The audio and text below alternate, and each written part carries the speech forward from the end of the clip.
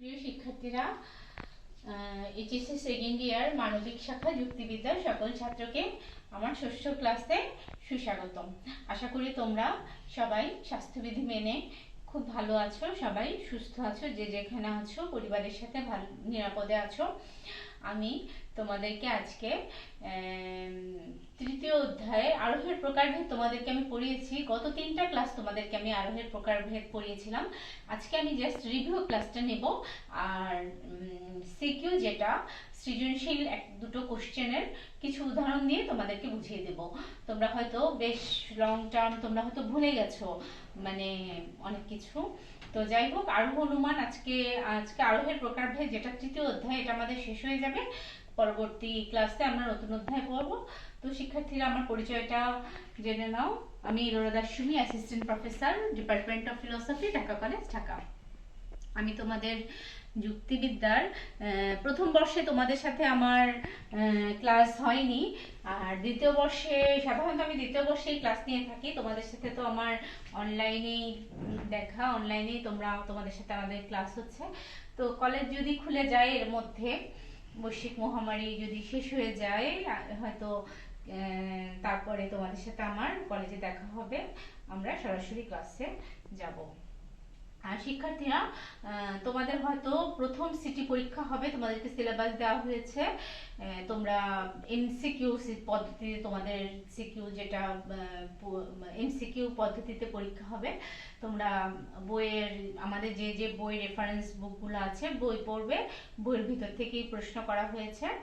তোমরা প্রথম সিটি পরীক্ষাটা যেটা অনলাইনে দেওয়া হয় দিচ্ছে, সেটা তোমরা দেবে, এবং আশা করি তোমরা সবাই পরীক্ষা অংশগ্রহণ করবে।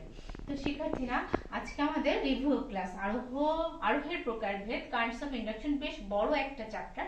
তোমাদের দ্বিতীয় সিটি পরীক্ষা কিন্তু একদম শুধু আরোহের প্রকারভেদ এই চ্যাপ্টার থেকেই হবে। তো তোমাদের প্রথম সিটি পরীক্ষা হবে যৌক্তিক বিভাগ এবং যৌক্তিক সংজ্ঞা থেকে, আর দ্বিতীয় সিটি পরীক্ষা হবে আরোহের প্রকারভেদ থেকে। তো তোমার পুরো একটা পরীক্ষা এই তৃতীয় অধ্যায় থেকে হবে। এজন্য আমি তোমাদেরকে একটু রিভিউ করার চেষ্টা করছি, যাতে তোমরা একটু মনে করতে পারো। আচ্ছা, ঠিক আছে। চলো শিক্ষার্থীরা, দেখো তোমরা একটু স্লাইডের দিকে তাকাও। তোমরা রিভিউ ক্লাসে আমি আসলে তোমাদেরকে কি কি পড়িয়েছিলাম একটু দেখো, যে অনুমান কি, অনুমানের প্রকারভেদ, আরোহ অনুমান বলতে কি বুঝো, অবরোহ অনুমান কাকে বলে, আরোহ অনুমানের প্রকারভেদ, প্রকৃত আরোহ অনুমানকে আমরা কি কি ভাগে ভাগ করেছিলাম, তোমাদেরকে আমি ছক আকারে দেখিয়েছিলাম। আশা করি তোমাদের সেটা মনে আছে। আমি আজকেও তোমাদেরকে ছকটা দেখাবো। আরোহ অনুমানকে প্রথমে আমরা প্রকৃত আরোহ এবং অপ্রকৃত আরোহ ভাগ করেছিলাম। প্রকৃত আরোহকে আমরা ভাগ করে বলেছিলাম যে 3 প্রকার: বৈজ্ঞানিক আরোহ, অবৈজ্ঞানিক আরোহ এবং সাদৃশ্য অনুমান।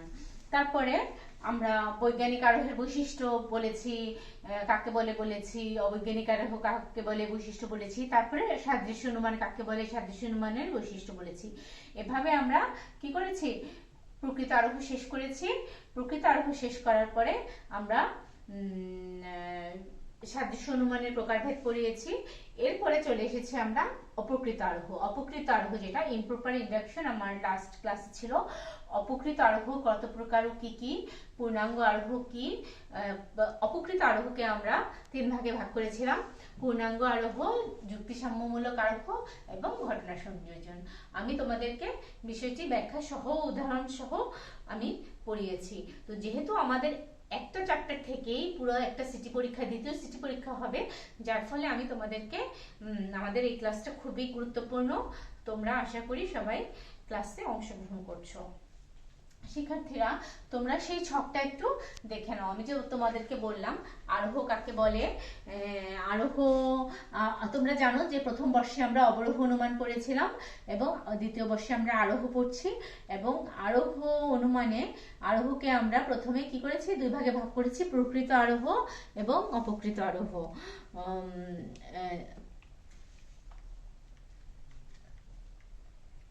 হ্যাঁ, দেখো, এই যে প্রকৃত আরোহ, অপকৃত আরোহ। প্রকৃত আরোহকে আমরা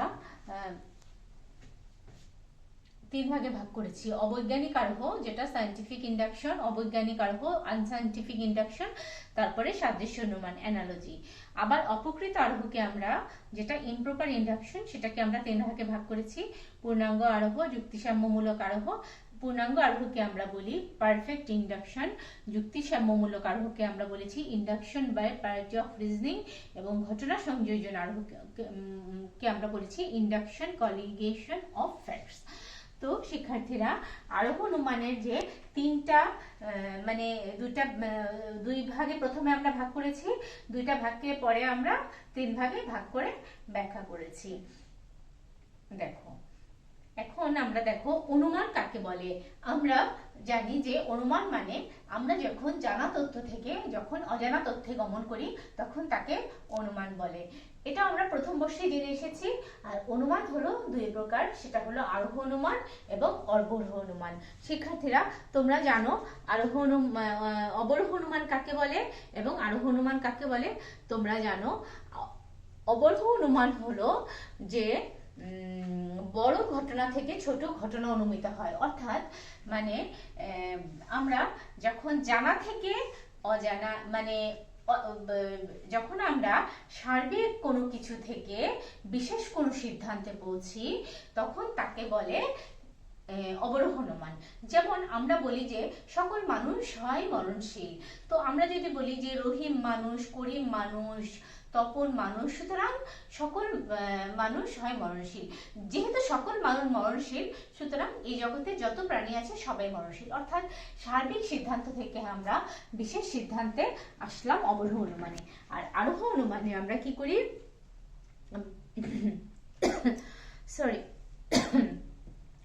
আরোহ অনুমানে আমরা ছোট ছোট ঘটনা থেকে বড় ঘটনা অনুমিত হয়, তাকে আরোহ অনুমান বলে। অর্থাৎ আমরা বিশেষ থেকে সার্বিকে পৌঁছি। আরোহ অনুমানে আমরা বিশেষ থেকে সার্বিকে আসি। অবরোহ অনুমানে আমরা কি করেছি? সার্বিক থেকে বিশেষে এসেছি।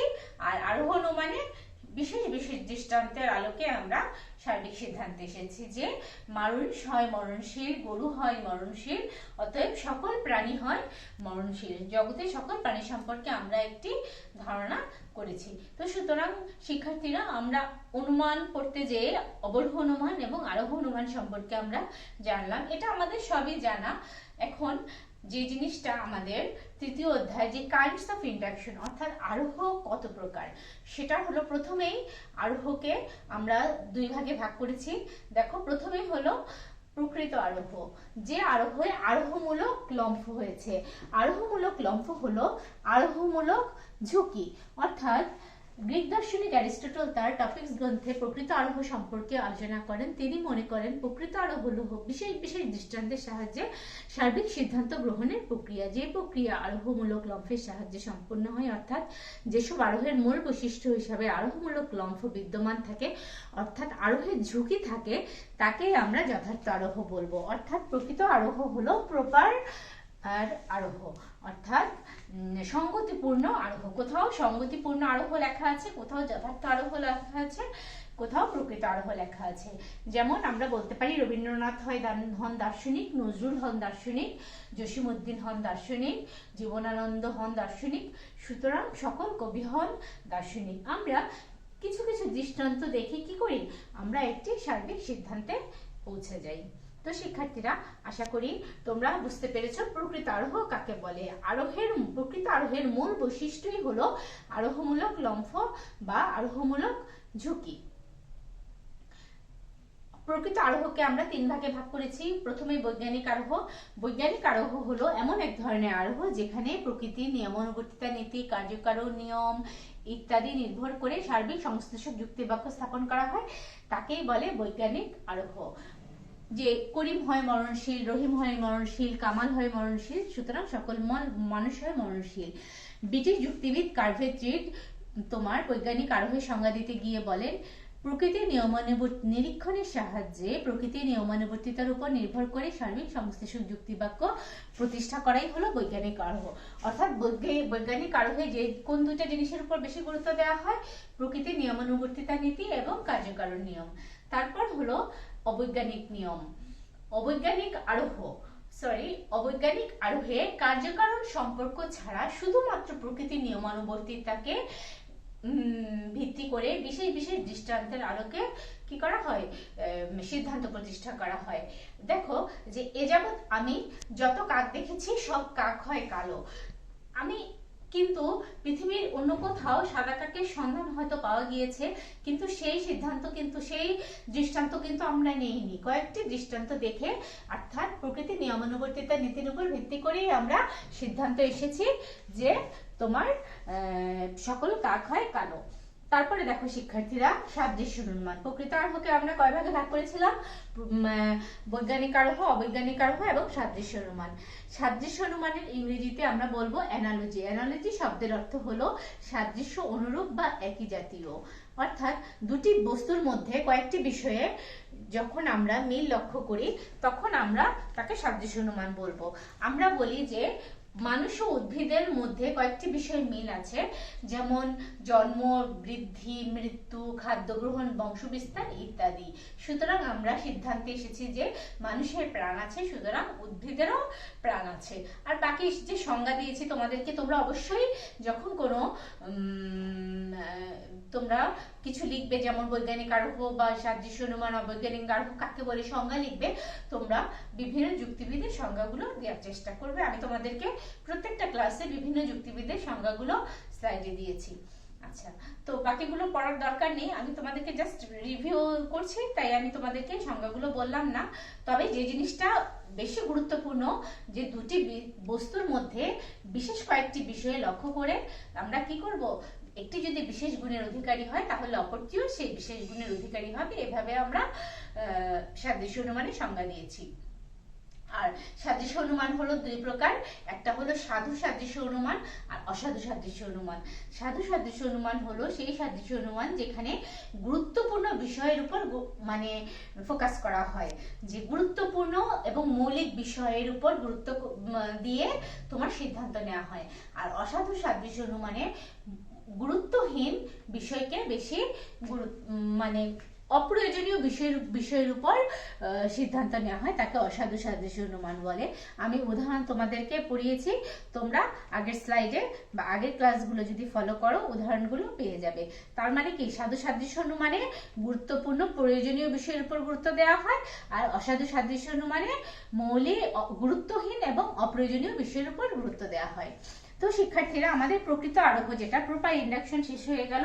প্রপার ইন্ডাকশনে আমরা কি কি পড়লাম, প্রকৃত আরোহে বৈজ্ঞানিক আরোহ, অবৈজ্ঞানিক আরোহ এবং সাদৃশ্য অনুমান, যেটাকে আমরা বলেছি অ্যানালজি।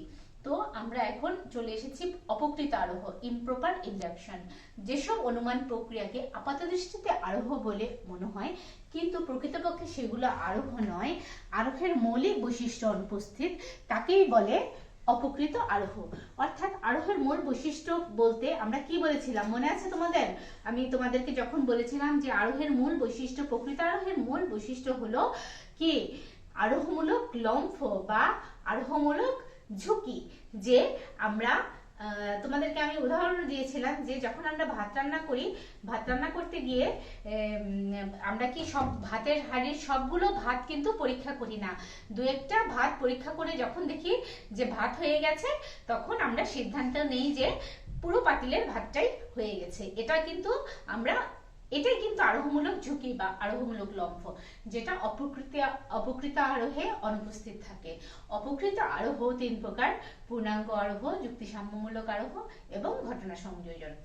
শিক্ষার্থীরা, তো আমি তোমাদেরকে পূর্ণাঙ্গ আরোহটা বলছি, যে আরোহের ক্ষেত্রে কোনো শ্রেণীভুক্ত সকল দৃষ্টান্তকে গণনার মাধ্যমে একটি সার্বিক সংশ্লেষক বাক্যে উপস্থাপন করা হয়, তাকে পূর্ণাঙ্গ আরোহ বলে।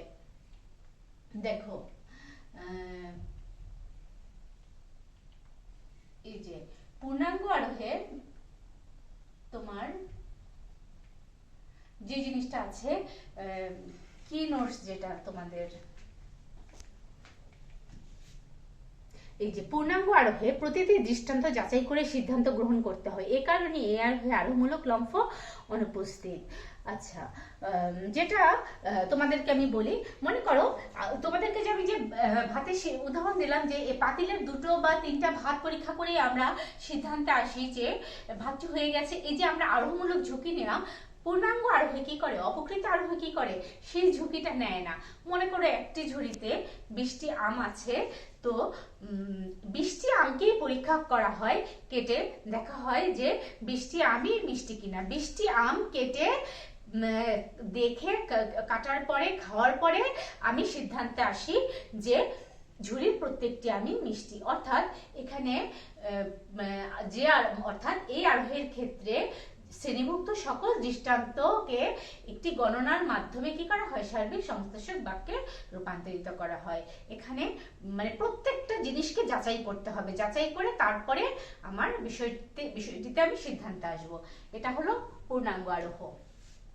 তারপরে দেখো ইজি ওয়ে, কোনো তথাকথিত আরোহের প্রতিটি দৃষ্টান্ত পরীক্ষার পর আমরা যে সার্বিক সিদ্ধান্ত অনুমান করি তাকে পূর্ণাঙ্গ আরোহ বলে। অর্থাৎ কি নোটস গুলো তোমরা একটু লিখে রাখবে, রাইট ডাউন করে রাখবে। পূর্ণাঙ্গ আরোহে প্রতিটি দৃষ্টান্ত যাচাই করে সিদ্ধান্ত গ্রহণ করতে হয়, এই কারণে এই আরোহে আরোহমূলক লম্ফ অনুপস্থিত। অর্থাৎ অপকৃত আরোহে যেটা থাকে সেটা হলো আরোহমূলক লম্ফ থাকে না। তারপরে দেখো শিক্ষার্থীরা, যুক্তি সাম্যমূলক আরোহ, induction by parity of reasoning.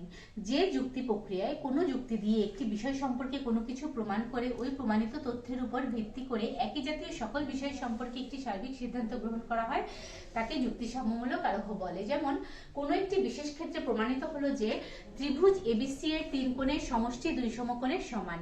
এর ভিত্তিতে সিদ্ধান্ত গ্রহণ করা হলো যে সকল ত্রিভুজের 3 কোণের সমষ্টি 2 সমকোণের সমান। জ্যামিতি শাস্ত্রে এই প্রকার প্রমাণ পদ্ধতি আমরা প্রতিনিয়ত ব্যবহার করে থাকি।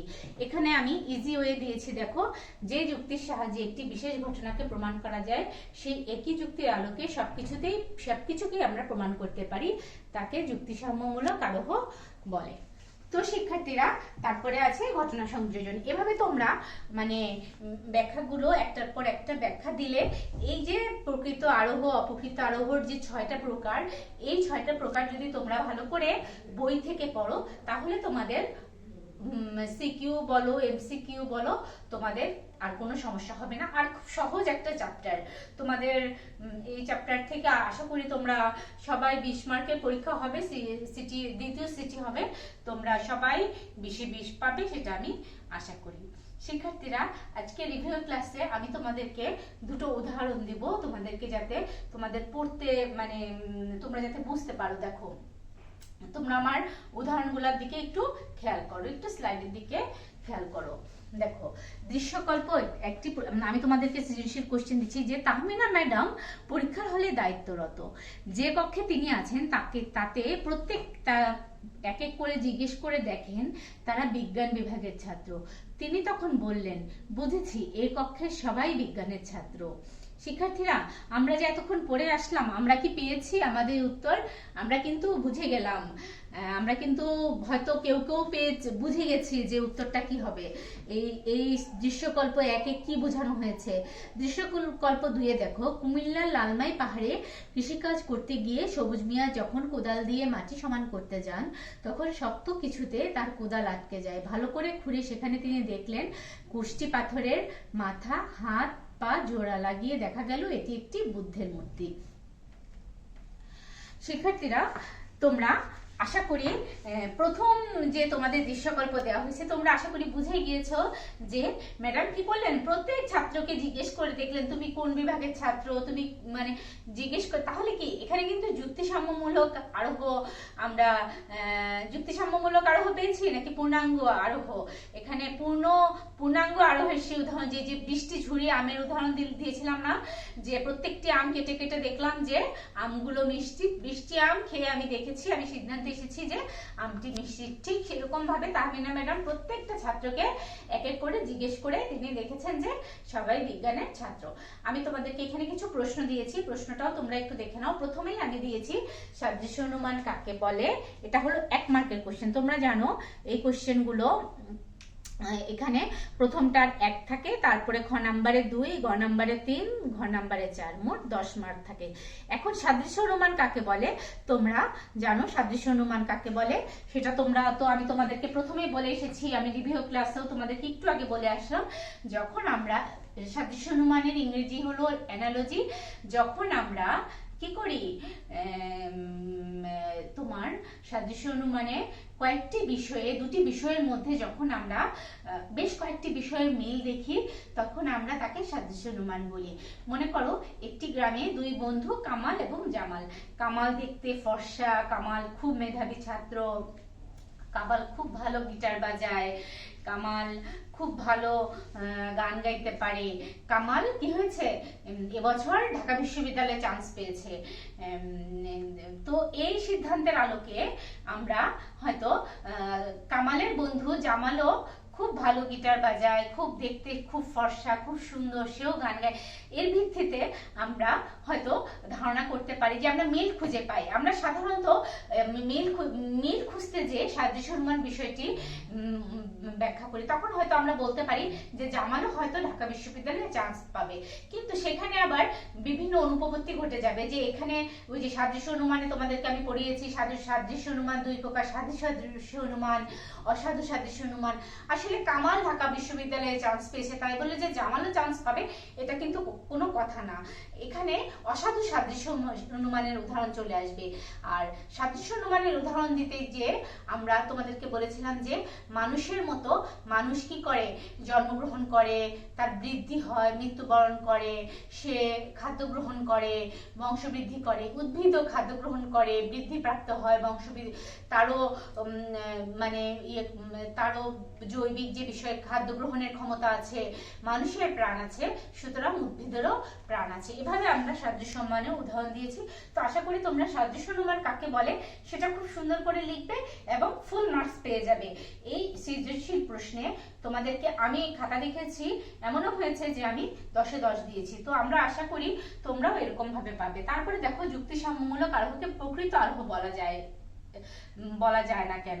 কেননা যুক্তিসাম্যমূলক আরোহকে প্রকৃত আরোহ বলা যায় না, কেননা এখানে আরোহমূলক লম্ফ অনুপস্থিত। শিক্ষার্থীরা, যখন আমরা 2 মার্কের কোশ্চেন অ্যান্সার করব, তখন আমরা বলবো যে যুক্তিসাম্যমূলক আরোহকে প্রকৃত আরোহ বলা যায় না, কারণ প্রকৃত আরোহের মূল বৈশিষ্ট্য এখানে অনুপস্থিত। একটি যুক্তি দিয়ে কোনো কিছু প্রমাণ করা গেলে একই যুক্তি দিয়ে ওই জাতীয় সবকিছু প্রমাণ করার প্রক্রিয়াকে যুক্তিসাম্যমূলক আরোহ বলে। যেমন একটি ত্রিভুজের 3 কোণের সমষ্টি 2 সমকোণ হলে সব ত্রিভুজের 3 কোণের সমষ্টি 2 সমকোণ হবে। এখানে প্রকৃত আরোহের মূল বৈশিষ্ট্য আরোহমূলক লম্ফ নেই। বিশেষ থেকে সার্বিক, জ্ঞাত বিষয় থেকে অজ্ঞাত বিষয়ে সিদ্ধান্ত নেওয়াকে আরোহমূলক লম্ফ বলে। তাছাড়া এই ধরনের সিদ্ধান্ত নিতে পরীক্ষণ বা নিরীক্ষণেরও প্রয়োজন হয় না, আবার প্রকৃতির নিয়ম বা কার্যকারণ নিয়মের সাহায্যও নিষ্প্রয়োজন। এই জন্য যুক্তিসাম্যমূলক আরোহকে প্রকৃত আরোহ বলা যায় না। তোমরা দ্বিতীয় প্রশ্নটা একটু বড় করে ব্যাখ্যা করে দিবে, কেননা এখানে হলো 2 মার্ক। 2 নাম্বার গতে আছে দৃশ্যকল্প 2-এ কোন আরোহের প্রতিফলন ঘটেছে ব্যাখ্যা করো। অর্থাৎ কুমিল্লার লালমাই পাহাড়ে কৃষিকাজ করতে গিয়ে সবুজ মিয়া যখন কোদাল দিয়ে মাটি সমান করতে যান, তখন তিনি একটি মূর্তি খুঁজে পান। কিন্তু এই যে তিনি হাত পা জোড়া লাগিয়ে দেখা গেল যে এটি একটি বুদ্ধের মূর্তি সম্পর্কে কিন্তু তার আগে একটি ধারণা ছিল। তারপর আমি তোমাদেরকে ব্যাখ্যা করছি, তোমরা কিভাবে প্রশ্নটা অ্যান্সার করবা। দেখো,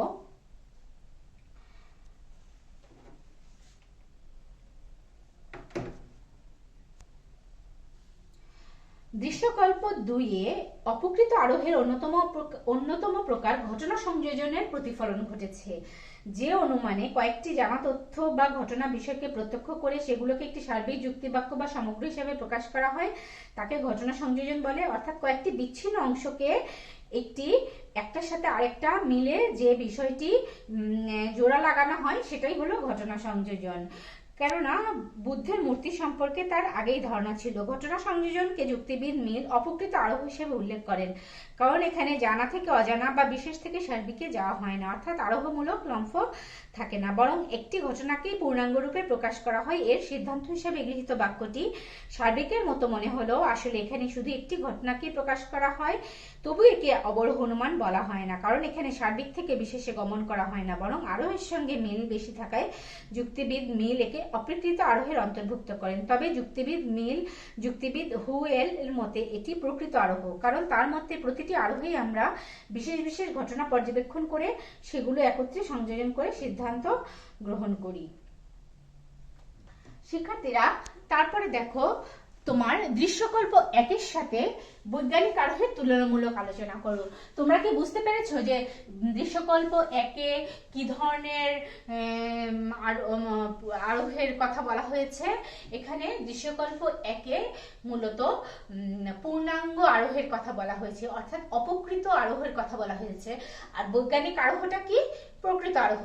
তার মানে কি, আমি এখানে প্রকৃত আরোহের সাথে আর বৈজ্ঞানিক আরোহ যেহেতু প্রকৃত আরোহ, আর দৃশ্যকল্প একে যেহেতু এটা পূর্ণাঙ্গ আরোহ, এটা হলো পূর্ণাঙ্গ আরোহ, সুতরাং আমার মোটামুটি তুলনামূলক আলোচনাটা প্রকৃত আরোহের সাথে অপকৃত আরোহের মধ্যেই হয়ে যাচ্ছে।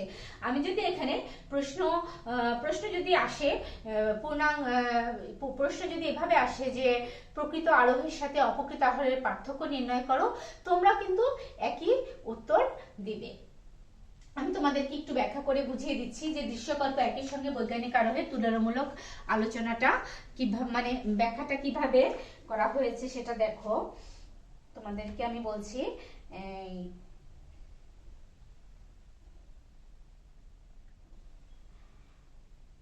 যুক্তিসাম্যমূলক আরোহকে প্রকৃত আরোহ বলা যায় না, কারণ প্রকৃত আরোহের মূল বৈশিষ্ট্যগুলো এখানে অনুপস্থিত। একটি যুক্তি দিয়ে কোনো কিছু প্রমাণ করা গেলে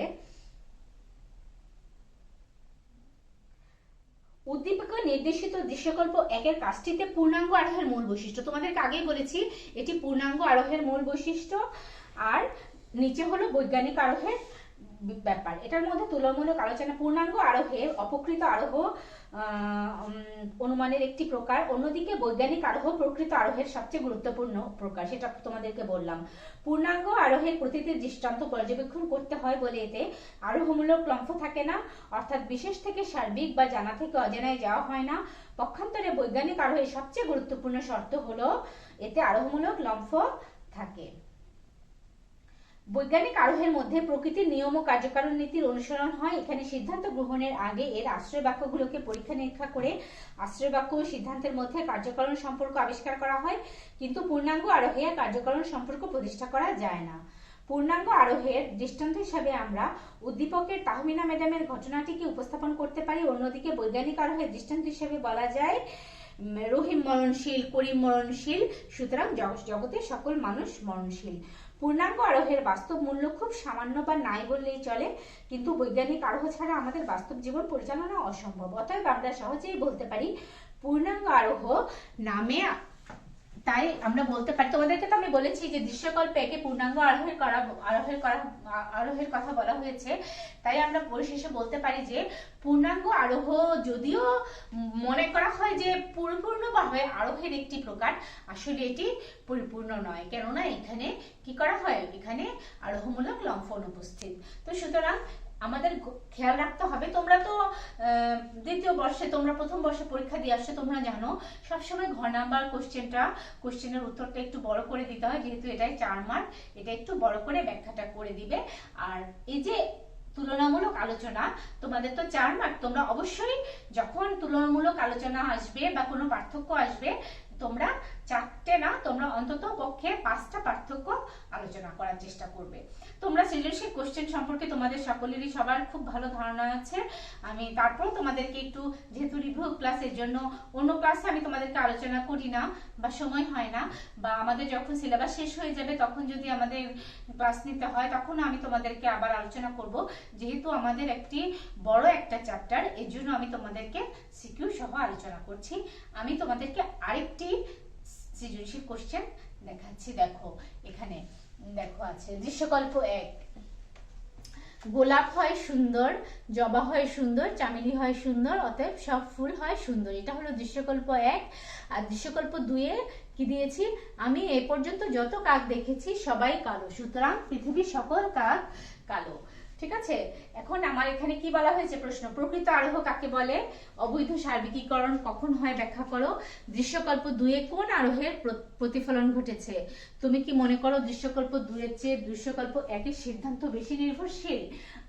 আমরা সাধারণত বৈজ্ঞানিক আরোহের উপর বেশি নির্ভরশীল, কেননা বৈজ্ঞানিক আরোহ কি করে, প্রকৃতির নিয়মানুবর্তিতা নীতি এবং কার্যকারণ নীতিকে ফলো করে। আমাদের প্রথম প্রশ্নটা দেখো, প্রকৃত আরোহ কাকে বলে। প্রকৃত আরোহ কাকে বলে, যখন আমরা বলবো যে প্রকৃত আরোহ হলো সেই আরোহ যে আরোহ কি করে, যে আরোহে আরোহমূলক ঝুঁকি বা আরোহমূলক লম্ফ বিদ্যমান থাকে তাকেই আমরা প্রকৃত আরোহ বলি। অর্থাৎ যখন আমরা জানা থেকে অজানায় খুব সহজে গ্রহণ করি তখন তাকে আমরা প্রকৃত আরোহ বলবো। ঠিক আছে, 1 মার্কের যখন কোশ্চেন তোমরা দিবা তখন তোমরা ছোট করেই দিবা, খুব বড় করে দেয়া লাগবে না, বড়জোর একটা উদাহরণ দিতে পারো, আর কি বেশি কিছু লাগবে না।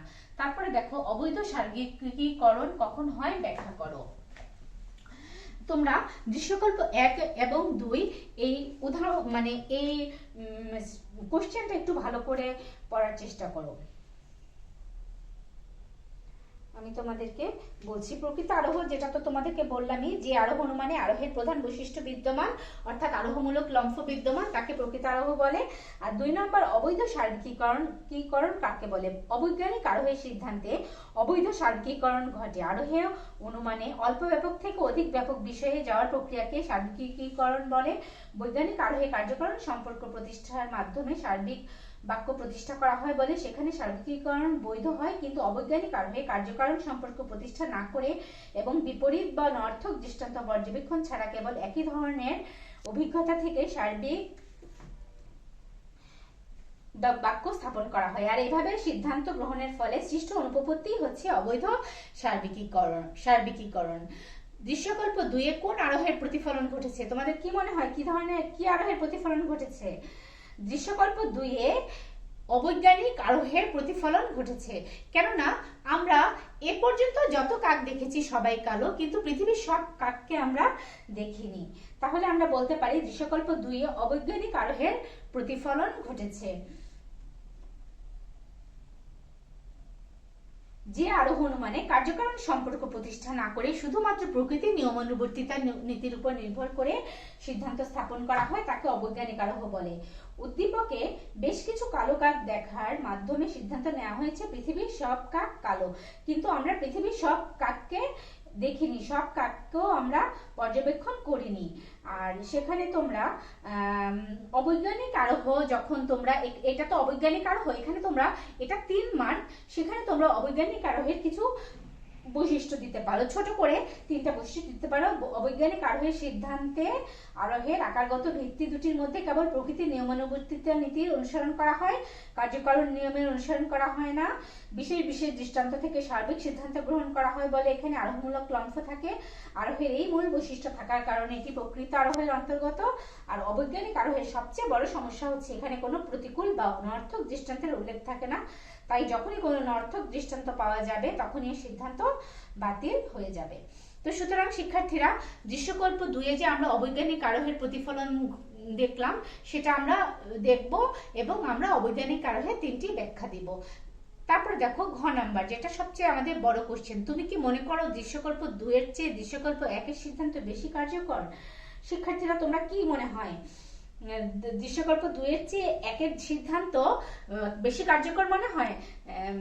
আমার কাছেও সেটা মনে হচ্ছে যে দৃশ্যকল্প 1-এর সিদ্ধান্ত বেশি কার্যকর। প্রকৃতির, কেননা দৃশ্যকল্প 1-এ আমরা প্রকৃতির নিয়মানুবর্তিতা নীতি কার্যকারণ নিয়ম দুটোই ফলো করেছি এবং বিশেষ বিশেষ ঘটনা বা দৃষ্টান্ত পর্যবেক্ষণের মাধ্যমে সার্বিক যুক্তিবাক্যে পৌঁছেছি। এটা হলো বৈজ্ঞানিক আরোহের দৃষ্টান্ত।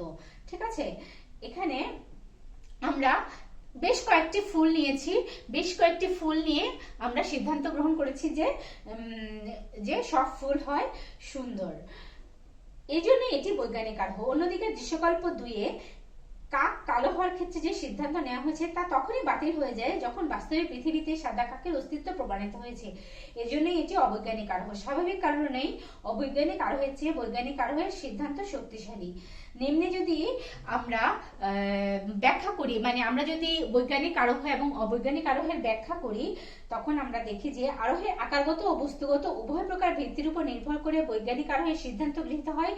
অন্যদিকে অবৈজ্ঞানিক আরোহের আকারগত ভিত্তির মধ্যে কার্যকারণ নিয়মের অনুসরণ করা হয় না, এই জন্য অবৈজ্ঞানিক আরোহের সিদ্ধান্ত শক্তিশালী হয় না। সুতরাং আমরা শিক্ষার্থীরা বলতে পারি যে দৃশ্যকল্প 2 এর চেয়ে 1 এর সিদ্ধান্তই বেশি নির্ভরযোগ্য। কেননা দৃশ্যকল্প 1 এর যে দৃষ্টান্ত দিয়েছি সেটা হলো বৈজ্ঞানিক আরোহ, আর দৃশ্যকল্পে যে সিদ্ধান্তগুলো করেছি সেটা হলো অবৈজ্ঞানিক আরোহ। আর বৈজ্ঞানিক আরোহে কি করা হয়, তোমার প্রকৃতির নিয়মানুবর্তিতা নীতি এবং কার্যকারণ নীতি ফলো করা হয়। আর অবৈজ্ঞানিক আরোহে শুধুমাত্র প্রকৃতির নিয়মানুবর্তিতা নীতি গ্রহণ করা হয়, কার্যকারণ নীতি গ্রহণ করা হয় না। তো শিক্ষার্থীরা, তোমরা আশা করি আমার ক্লাসটা বুঝতে পেরেছ এবং তোমরা আগের 3টা ক্লাস সহ এই আজকের একটা ক্লাস, মোট 4টা ক্লাস করবে দ্বিতীয় সিটি পরীক্ষার জন্য। আর ক্লাসগুলো যদি ভালো করে করো, আর অবশ্যই তোমরা বই পড়বে। আমি তোমাদেরকে অল্প একটু সময় তোমাদেরকে পড়িয়েছি, বা এইটুকু সময়ে আসলে অতটুকু সবকিছু বোঝা যায় না। তোমরা অবশ্যই ভালো করে বই পড়বে। আমাদের অনেক বই আছে, তোমরা বইগুলো ভালো করে পড়বে এবং পরীক্ষায় ভালো ফলাফল করার চেষ্টা করবে। আর আশা করি তোমরা আমার সাথে, আর তোমরা আশা করি সবাই খুব স্বাস্থ্যবিধি মেনে চলবে। আর আমার সাথে এতক্ষণ তোমরা ছিলে, এই জন্য তোমাদেরকে অনেক অনেক ধন্যবাদ। ভালো থাকবো, ভালো থাকো। আবার দেখা হবে পরবর্তী ক্লাসে।